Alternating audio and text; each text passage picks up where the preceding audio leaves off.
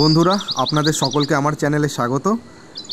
আজকে আমরা যাচ্ছি সুন্দরবনের একটি ছোট্ট গ্রাম মইপিট। সেখানে যাওয়ার জন্য আমরা সকাল সকাল বাঘাযতীন স্টেশন থেকে ট্রেনে উঠে পড়েছি। আমরা নামবো জয়নগর স্টেশনে। আর এই যে দেখতে পাচ্ছেন আমার বউ আর আমার ভাই বাবাইয়ের বউ, ওরা দুজনে গল্প করছে। বাবাই দাঁড়িয়ে রয়েছে এখানে, সাথে আমাদের মিঠুনদা।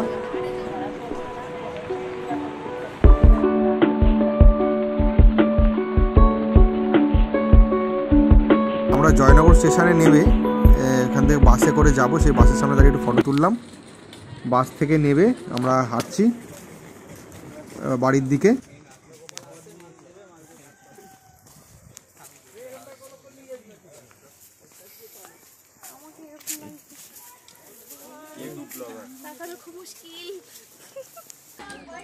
আমরা এখন বাড়িতে পৌঁছে গেছি। বাড়িতে আবার ব্যাগ ট্যাগ রেখে দেখি সাইডে কোথাও যাওয়া যায় কি না। আর সবথেকে সুন্দর জিনিস একটা দেখাই, যেটা হচ্ছে এই বাড়িটার এই গাছটি। এটা বগেনভিলিয়া গাছ, আপনারা সবাই জানেন। গাছটি খুব সুন্দর। এবার আমরা ব্যাগ রেখে চললাম জল আনতে।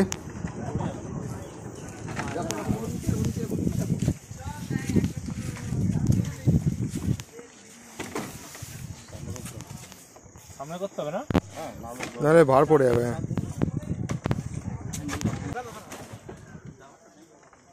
আস্তে হাতে পাতে না লাগে। জলটা নিয়ে বাড়িতে রেখে আসি। বাড়িতে রেখে আমরা একটু নদীর পাড়ের দিকে যাব। আর রাস্তাটা একটু সরু, তাই সাবধানে আমরা যাচ্ছি এই ভ্যানটা নিয়ে। নদীর দিকে যাওয়া যাক তাহলে। দেখুন সুন্দরবনের নদী, চারি সাইডে সমস্ত গাছপালা রয়েছে।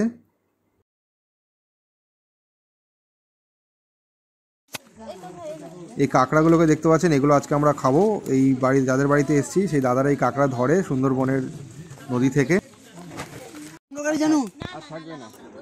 তো রাজকুমার দা কাঁকড়াগুলোকে কেটে রেডি করছে, যেগুলো দুপুরে রান্না করা হবে।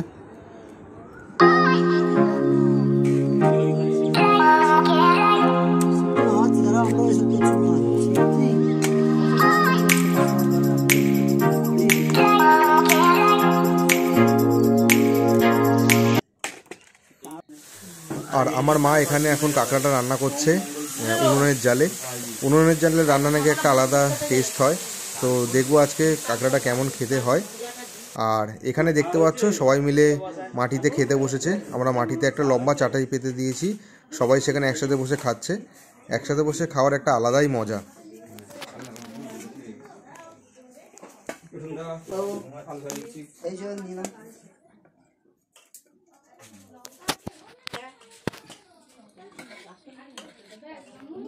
লঙ্কা লাগলে বলবেন, লঙ্কা দেবো নাকি? আর বন্ধুরা আজকের মেনুটা একটু আমি তোমার সাথে শেয়ার করে দিই। মেনুতে হয়েছে আমুদি মাছ, কাঁকড়া, এখানে দেখছেন ডাল, সাথে আলু ভাজা আর পার্শে মাছের ঝোল। দুপুরে খেয়ে দিয়ে উঠলাম, উঠে এবার এদের ধানের গোলাতে এসছি। ধান ঝাড়াই চলছে।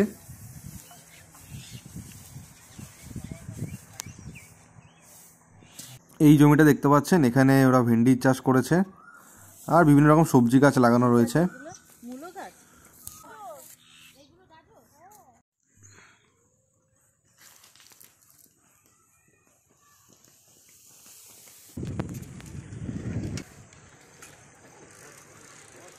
আমার বয়স হয়ে গেছে।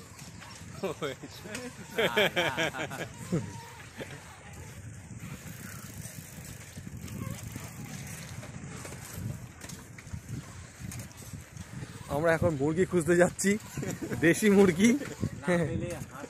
পুরো গ্রাম খুঁজে দেশি মুরগি কিনেই আনবো আজকে। রাতে দেশি মুরগির ঝোল আর ভাত।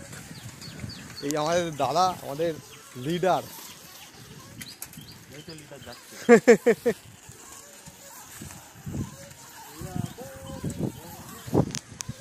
দেখা যাক কোথায় মুরগি পাই। প্রায় অনেকক্ষণ ধরেই সাইকেল চালাচ্ছি। আর গ্রামের এই ইটের রাস্তায় সাইকেল চালাতে বেশ ভালোই লাগছে। কারণ শহরের ব্যস্ততার মধ্যে তো আমাদের এরকম সাইকেল চালানোর সময় হয়ই না। সারাদিন প্রায় বাইক নিয়েই কাজ করতে হয়।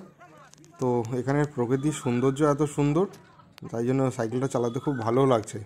আর রাস্তায় যেতে যেতে রাস্তার ধারে গরু, রাস্তার মধ্যে হাঁস, মুরগি, ছাগল, ছানা এসবগুলো ঘোরাঘুরি করছে, বেশ সুন্দর লাগছে দেখতে।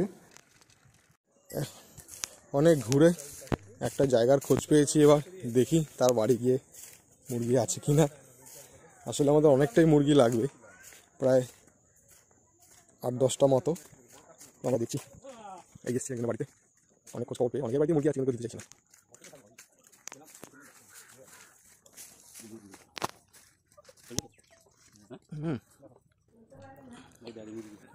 যাই হোক, অবশেষে একজনের বাড়িতে এসে মুরগি পেলাম।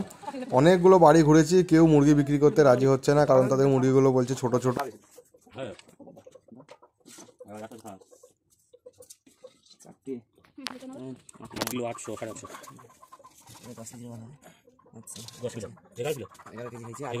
আরো দুটো দিতে হবে, তাহলে 15 কেজি হবে। 15 কেজি পুরো নেবে না কম বেশি নেবে? কত নেবে মানে? ওই আর দুটো নিয়ে নাও, একটু বেশি হবে। ওই সাদা আর দেবে একটা নাকি? আর লাগলে দেবে। এই মোরগ নিয়ে আসো, সাদা মোরগটা নিয়ে আসো।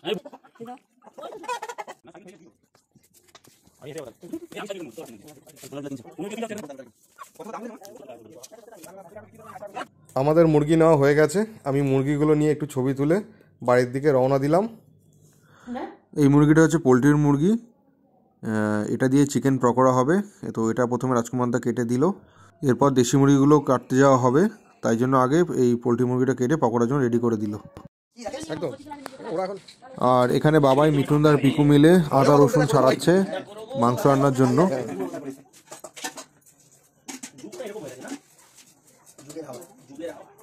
মাংস রান্না সব রেডি হচ্ছে, আমাদের রসুন, আদা, দেশি মুরগির ঝোল আর ভাত।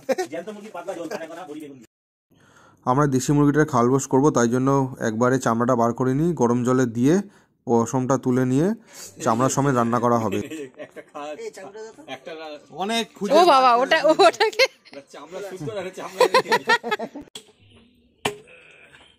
সমস্ত মুরগি ছাড়ানো হয়ে গেছে। তো মিঠুনদা, আমি আর রাজকুমারদা মিলে মাংসগুলোকে পিস করে নিচ্ছি ভালো করে। খেতে বলবে সবাই হরি বল।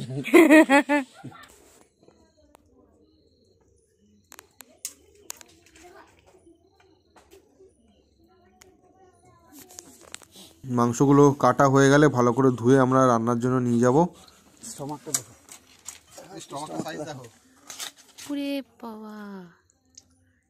তো বড়। আর সন্ধ্যাবেলা তো কিছু স্ন্যাক্স খেতে হবে, সেই জন্য আমরা এখানে ফ্রেঞ্চ ফ্রাই ভাজা হয়ে গেছে, আর পকোড়াটা মেখে রাখা আছে, সেই পকোড়াটাও আমরা ভাজবো কিছুক্ষণ পরে। আর বাবাই খুব ভালো গান গায়, তাই আজকে সন্ধ্যাবেলা বাবাইয়ের গান দিয়ে আমাদের সন্ধ্যেটাকে জমিয়ে তুল।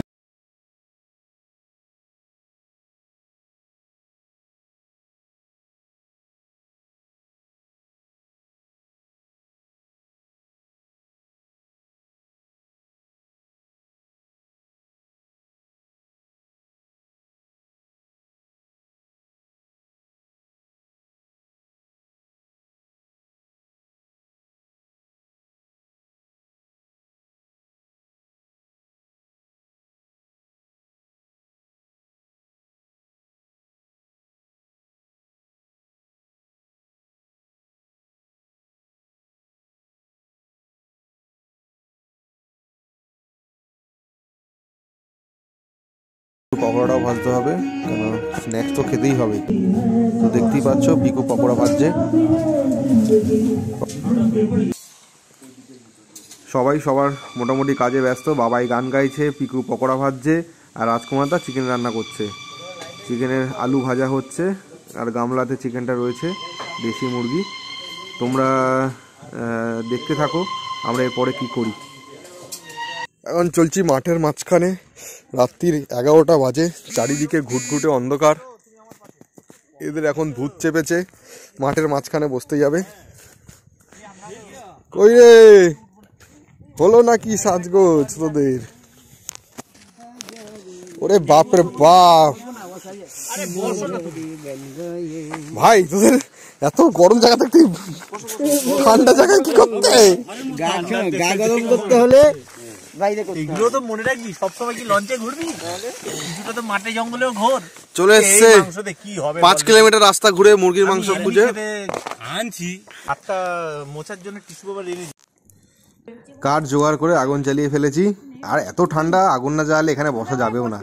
আর কোনো আলো নেই, পুরো অন্ধকার, চারিদিকে কিচ্ছু দেখা যাচ্ছে না। তো আগুনটা দুটো কাজে লাগছে, একদিকে আলো হচ্ছে, একদিকে গা গরমও হচ্ছে। খালি খালি গলায় গান ধর না।